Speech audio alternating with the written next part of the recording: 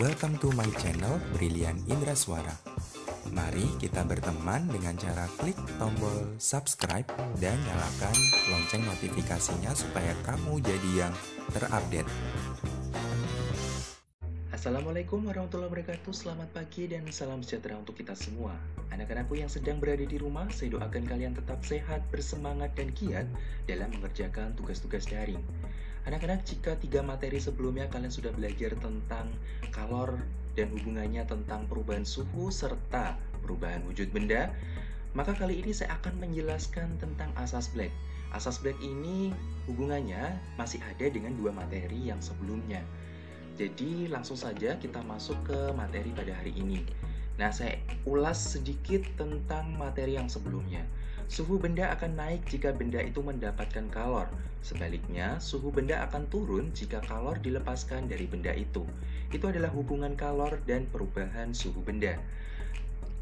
Konsep ini akan kita bawa ke asas Black. Jadi konsep ini kita cerna lagi dan kita terapkan pada asas Black. Nah, sebelumnya tadi saya sudah menyinggung tentang asas Black. Mengapa dinamakan asas Black? Karena yang menemukan namanya adalah Joseph Black. Joseph Black adalah seorang ahli fisika berkebangsaan Skotlandia.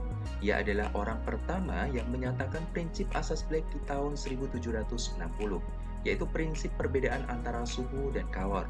Bunyi dari asas Black adalah pada pencampuran 2 zat, banyaknya kalor yang dilepas zat yang suhunya lebih tinggi sama dengan banyak kalor yang diterima zat yang suhunya lebih rendah.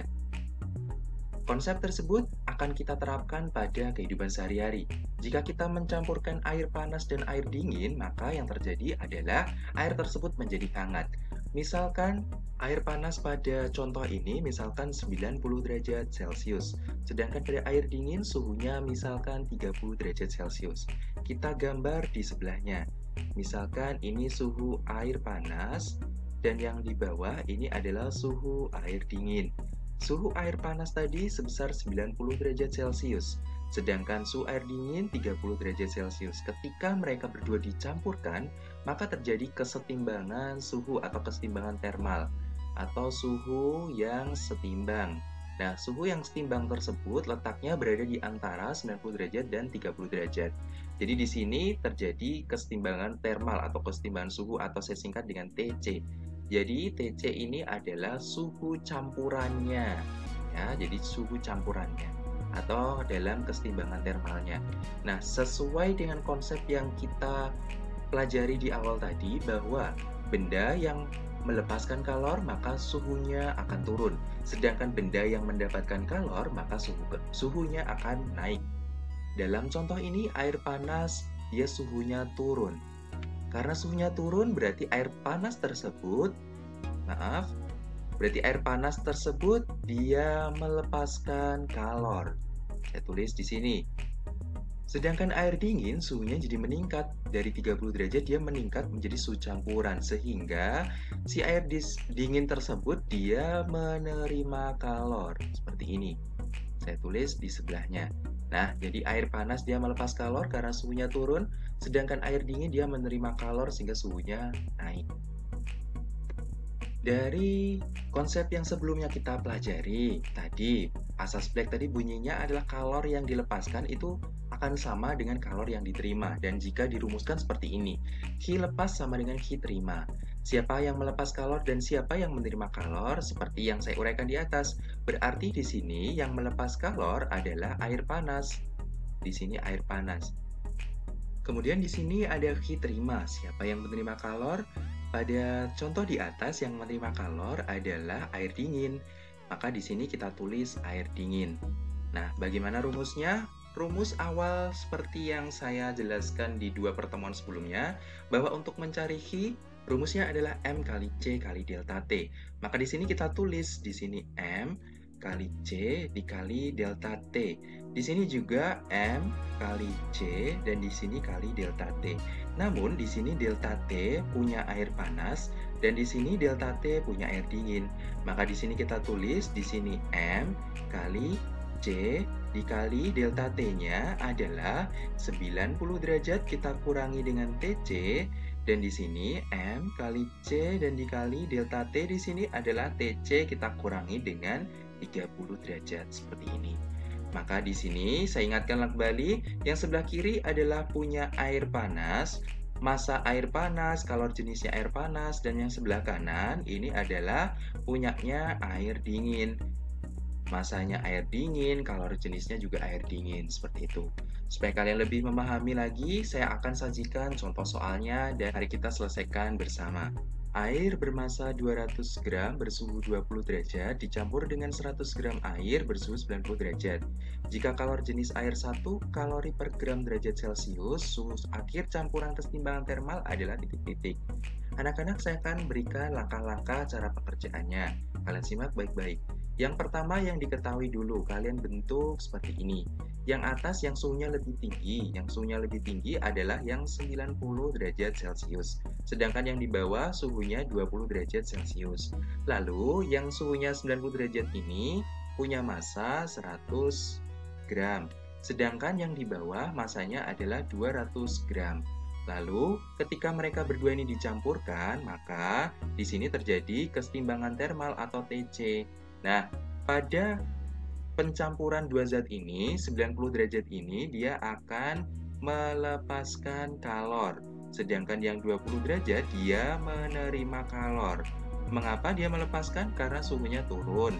Mengapa menerima? Karena dia suhunya naik. Selanjutnya, kalor jenis pada soal atau C-nya sebesar 1 kalori per gram derajat Celcius. Lalu kita tuliskan yang ditanya. Yang ditanya di soal adalah suhu akhir campurannya atau TC. Kemudian kita masukkan rumusnya dari asas Black.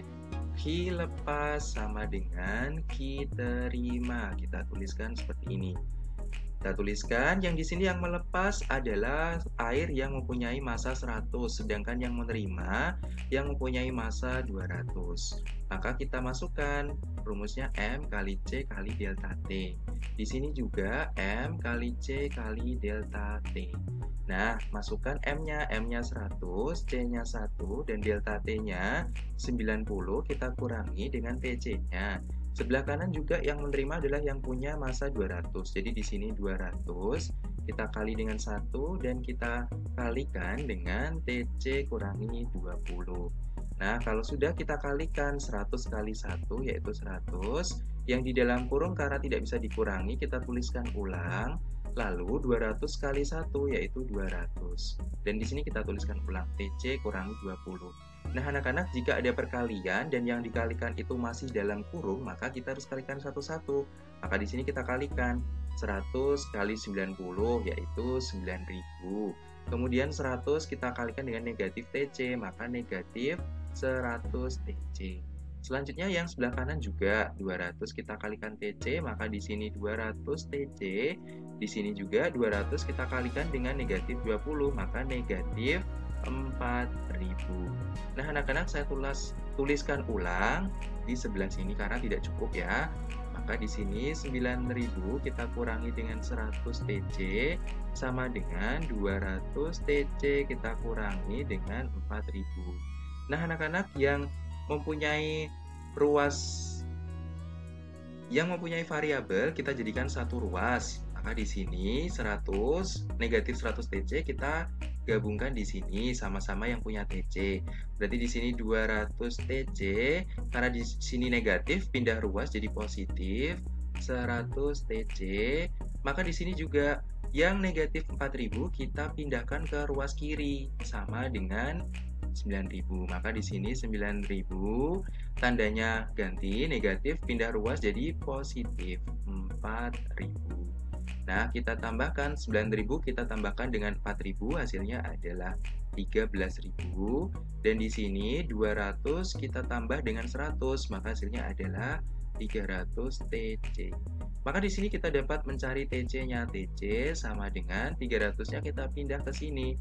Jadi 13.000 dibagi dengan 300. Nah, di sini ada 2 nol yang sama, kita coret seperti ini. Jadi tinggal 130 kita bagi dengan 3, hasilnya adalah 43,33 derajat Celcius. Seperti ini anak-anak. Nah, kita lanjut Maaf. Ya, tadi ini ya, jawabannya adalah 43,33 derajat Celcius. Kita lanjut ke contoh soal yang berikutnya. Air sebanyak 60 gram bersuhu 90 derajat, kalor jenis air 1 kalori per gram derajat Celcius, dicampur dengan 40 gram air sejenis bersuhu 25 derajat Celcius. Jika tidak ada faktor lain yang memengaruhi proses ini, maka suhu akhir campuran adalah titik-titik. Seperti yang saya contohkan di awal, tadi kita gambarkan dulu seperti ini, yang suhunya lebih tinggi di atas, 90 derajat Celcius. Yang suhunya lebih rendah kita taruh di bawah, 25 derajat Celcius. Yang punya suhu lebih tinggi, dia masanya 60, dan yang punya suhu rendah, masanya adalah 40 gram. Nah, di sini terjadi suhu campuran. Nah, dari yang kita uraikan tadi, maka kita dapat mengidentifikasi yang 90 derajat ini dia akan melepaskan kalor. Sedangkan yang 25 derajat di sini dia akan menerima kalor. Nah, di soal dia diketahui lagi kalor jenisnya, maka di sini C-nya sama dengan 1 kalori per gram derajat Celcius. Kemudian yang ditanyakan di soal adalah suhu campuran atau TC-nya. Lalu kita tuliskan yang D3-nya. Rumusnya adalah kalor yang dilepas sama dengan kalor yang diterima. Nah, rumusnya tadi M kali C kali delta T, di sini juga M kali C kali delta T. Kita masukkan yang melepas di sini yang suhunya yang masanya 60 dan yang menerima yang yang masanya 40. Kita tuliskan di sini masanya 60 kali C-nya 1, delta T-nya 90, kita kurangi dengan TC, dan di sini masanya 40 kita kalikan C-nya 1, dan suhu campurannya yaitu TC kita kurangi dengan 25. Nah, 60 kali 1 60, kemudian di sini 90 kurangi TC. Selanjutnya di sini 40 kita kurangi dengan 1 yaitu 40, dan di sini TC min 25. Kita distributif ya, 60 kali 90. Hasilnya adalah 5.400. Kemudian di sini kita kalikan. Berarti di sini negatif 60 TC. Selanjutnya di sini 40 kita kalikan dengan TC, berarti di sini 40 TC. Kemudian di sini kita kalikan, berarti negatif. Di sini 100, masih ada 01, berarti 1000 seperti ini. Nah, saya tuliskan ulang di sebelah kanan karena tidak cukup ya. Kita tulis di sini tadi 5.400 min 60 TC sama dengan 40 TC min 1000. Nah, kalau sudah, kita tuliskan di sini yang koefisiennya atau variabelnya sama, kita jadikan 1. Jadi di sini kita jadikan 1. Maka 40 TC negatif 60 kita pindah ke kanan jadi positif 60 TC. Selanjutnya negatif 1000 ini kita pindah ke ruas sebelah kiri. Jadi 5.400 kita tambahkan dengan 1000. Nolnya masih kurang 1. Nah, di sini lalu kita tambahkan 5.400 kita tambah dengan 1000, hasilnya adalah 6.400. Dan di sini 40 tambah 60 hasilnya adalah 100 TC. Nah, maka TC-nya dapat kita cari. TC sama dengan 6.400 kita bagi dengan 100. Di sini ada 2 nol yang sama atas dan bawah kita coret. Jadi ketemu TC-nya adalah 60 derajat Celcius. Seperti ini kan. Maaf. Nah, jadi hasilnya tadi adalah 64 derajat Celcius.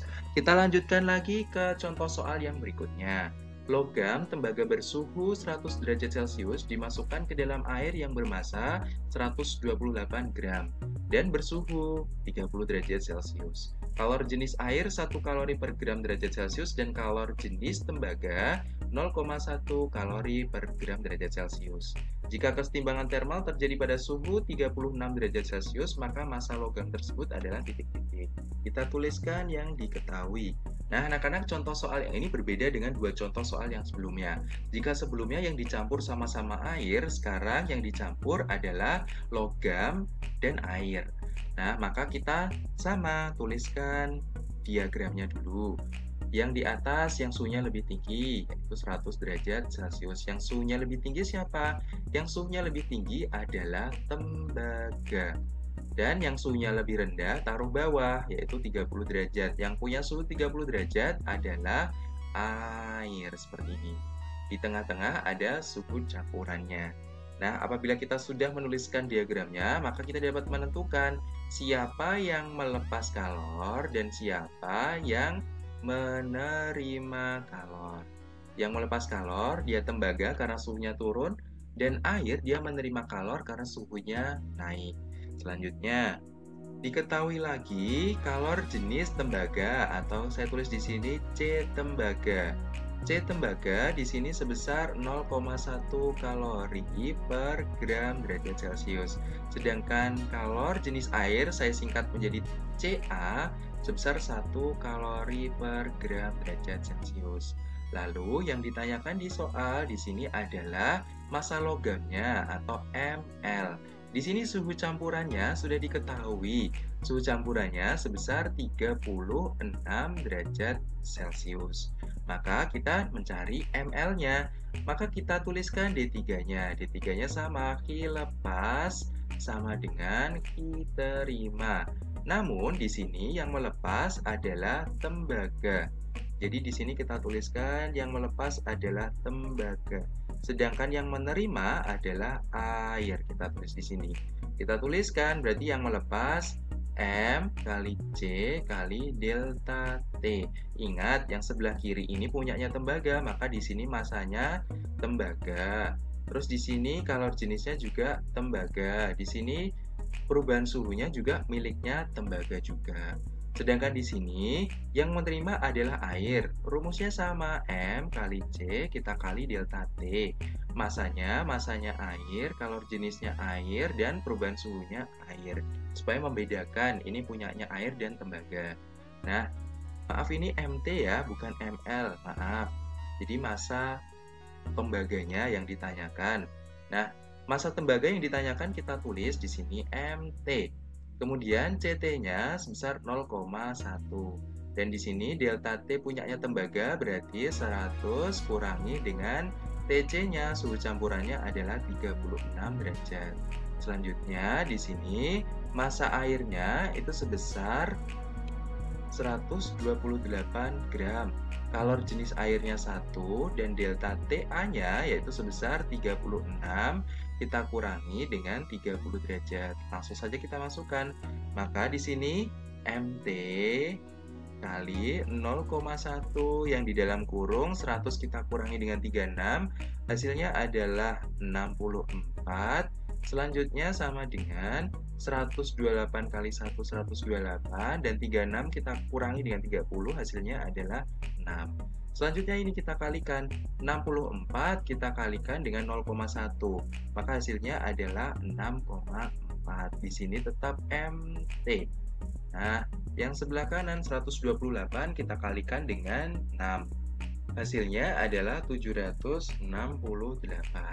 Selanjutnya, kita hanya mencari MT saja, maka MT sama dengan 64 ini kita pindah ruas ke sebelah kanan. Maka 768 kita bagi dengan 6,4. Maka massa tembaga sebesar 120 gram. Ini ya anak-anak. Nah, nanti kalau kalian masih menemukan kesulitan, bisa kalian putar ulang kembali videonya. Nah, untuk pembelajaran hari ini kita sudah sampai di penghujung pembelajaran. Maka saya akan memberikan tugas. Tugasnya kalian silahkan selesaikan soal tersebut. Dalam wadah yang besar terdapat 10 kg air panas bersuhu 90 derajat Celcius. Tita menambahkan air dingin yang bersuhu 10 derajat Celcius sebanyak 30 kg. Jika kalor jenis air 4200 Joule per kilogram derajat Celcius, berapakah suhu akhir campuran tersebut? Kalian selesaikan di buku tugas kalian. Jangan lupa di atasnya kalian tulis nama, kelas, dan nomor absen. Jika sudah kalian foto dan kirim ke link tugas hari ini. Untuk pembelajaran hari ini saya cukupkan sekian. Wassalamualaikum warahmatullahi wabarakatuh.